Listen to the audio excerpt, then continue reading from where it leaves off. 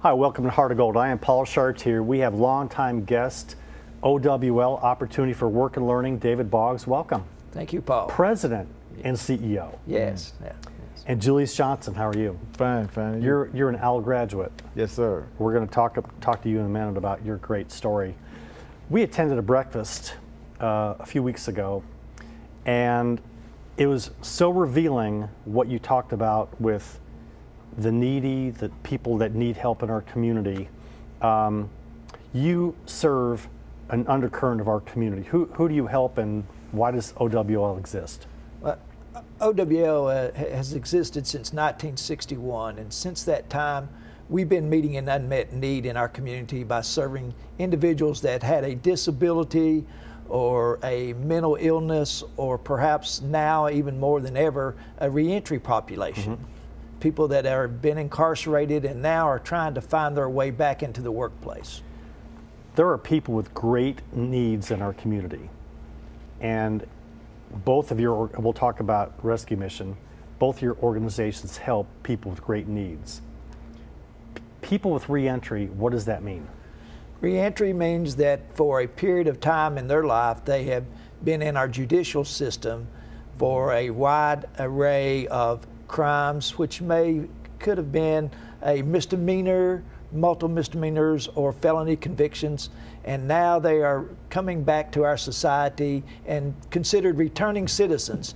And what we fail to mention sometimes is that 99% of those that are in our judicial incarceration systems will be reentering back into their home communities or to a community where they can find employment. If it weren't for a place like OWL, where would they go? Well, what chance would they have? If they weren't coming to OWL to find work, a lot of them would find part-time jobs and bounce around. And unfortunately, if they don't have employment, many of them end back in our judicial system. So thank goodness for OWL. Yes. Mm-hmm. Julius, welcome. Yeah, thank you. You've got a story to tell. Yes, sir. How'd you get plugged into OWL? I got plugged into OWL about 5 months after my release from prison. Mm-hmm. Mm-hmm. Anything you want to talk about, or you just were in prison? I was in prison for drugs, and had been in and out since I was 18.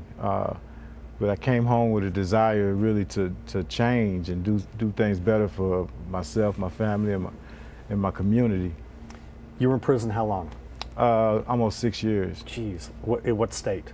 It was federal in West Virginia, Beckley, West Virginia. So the day you get out, who was there to meet you? My mother. And your mom picked you up, and then where'd you go? I went to the halfway house. So I went to the halfway house when I released from prison, and immediately started looking for employment. Mm-hmm. So you knew, I don't want to go back into that life. Right. You knew enough is enough. Right, yes, sir. I want to go do something and be productive. Yes, sir. And you went to the halfway house, mm-hmm. and then how did you get to OWL? It was a few months. I had a job prior to OWL, but then they was cutting jobs back then. A lot of people was cutting the size of their employees, and so I was part of one of the cuts. Mm-hmm. And so looking for employment, ended up at OWL through Voc Rehab. And what was your task at OWL? I started out just putting pieces and parts together. And then within 3 months, I actually became part of the management team. Mm-hmm. Mm-hmm. And how many years were you at OWL? About 2. And you went from an assembler mm-hmm. into a management role? Yes, sir. And how many years ago was that? That was about 8 years ago. Okay. You graduated from OWL? Yes. And then what? Then I enrolled in school, graduated in 2014 from the University of Kentucky, sociology. Just had a heart for people that was incarcerated, mm-hmm. that went through what I went through. Worked at the Urban League, worked with the Fatherhood Initiative. Then just like I said, kept on pounding away until, like I said, graduated in 2014. I'm actually back in finishing up my master's right now in UK. Show off. It's not enough just to get a bachelor's. But somebody need to hear it. I'm trying not to show off. Somebody need to hear that. Listen, That's exactly right. I think it is unbelievable what has happened. Yeah. And if it can happen to you, can it happen to anybody? Definitely, if it happened to me, it can happen to anybody. What was that spark inside you that you walked out of prison? Do I want to stay on that path, or do I want to go on this path? I just knew I wanted something different for my son. All he seen was me in prison. Mm-hmm. I remember one time I got a phone call. I called him and I said, "You remember this before before I got it released?" I said, "You remember this?" He's like, "Dad, I only remember you being incarcerated." And so I wanted to change his memories. I wanted to try to give him something positive to see. And so that was the heart. But the thing is, it's a lot of people come home from prison to have that same spark, but the opportunities are not there. What would you tell them when they get out and they look at the world? It's so different in the 6 years you were in than when you came out. It's a very different world. So when they come out and they just see this different world from when they went in, how do they get plugged in? What should they do? What kind of guidance and structure would you share with them? First of all, I always tell people, so I do go around to prisons and jails currently, and I always tell the guys before they go home, like, you are going to go through something. So it's just about preparing and knowing that you're going to go through something. Just have plan A, B, C, D, all the way to Z, but don't ever have a plan to go back to prison. And so just really preparation as far as telling them, just prepare for whatever the worst days, your down days, prepare for that day. It's not about preparing for when days is really good, but really preparation for those hard times. The admiration is like off the charts that in anybody's lowest level of weakness, something that you knew and you made money doing it, easy to go back to it, you chose the harder path. Yeah. Sitting in a building for 2 years, doing things, working your way up, and then something else happened that I want to do something even better than this for myself. I'm going to go back to school, and that's not easy to do that. Right. The financial burden that you were facing had to be a big barrier. Yeah. And to overcome that, it's crazy what you've done. How many Juliuses do you have at OWL?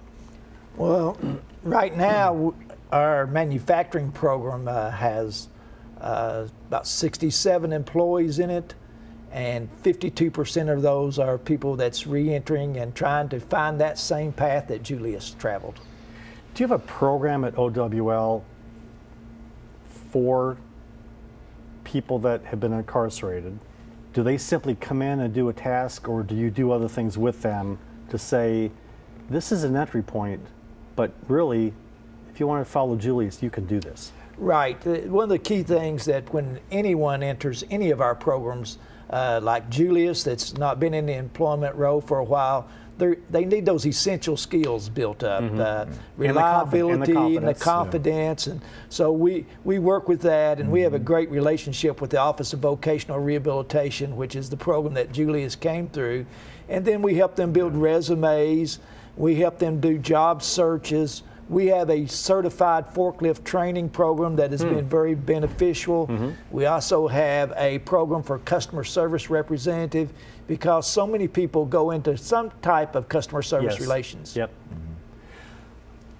Why don't you give the website and phone number, and if people want to find out more about OWL, and let's talk about fun things you've got coming up this summer to maybe raise a little bit of money. So what's your website? Sure, our website is simply www.owlinc.net, and the phone number is 859-254-0576. And this summer we are having our 11th annual Owl Foundation golf outing, which is always a big event. Last year we had 100 golfers at that, and all the money that we make in that program goes right back into our community, supporting backpack projects. This year we donated 2 3D printers to a couple of schools. So we give back to our community. You've been with OWL 11 years. Yes, it'll be 11 years. From time you started till now, or annually, how many people do you help every year?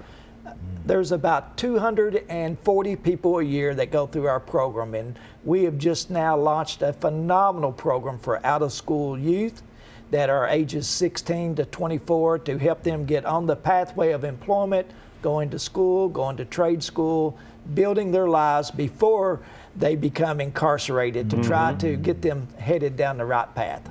Do you have Julius come in and good people like Julius to come in to talk to them as well? Yes, and we're also doing this next week a program on financial literacy. Fantastic. Yes.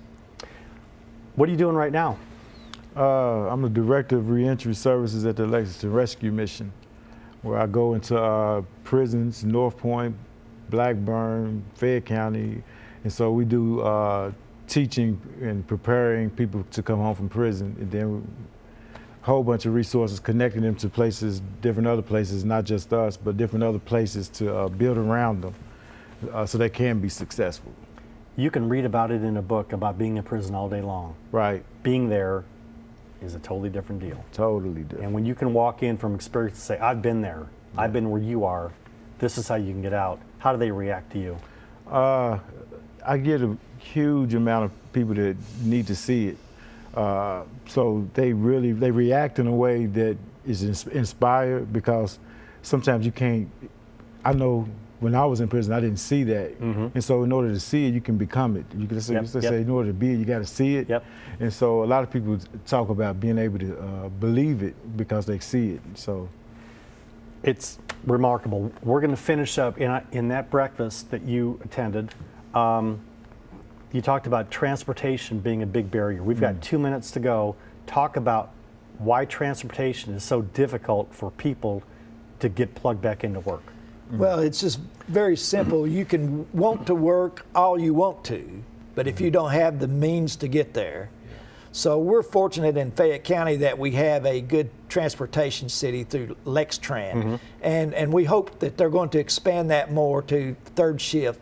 But people that are reentering, a lot of times they don't have a license because they've lost that license, or if they do have it, they certainly cannot afford a vehicle straight out of the prison system. So transportation is critical. We provide bus passes, just like Lexington Rescue Mission does. We do everything we can to reduce every barrier that they have. That is fantastic. David, give the website one more time. OWLINC.net, 859-254-0576.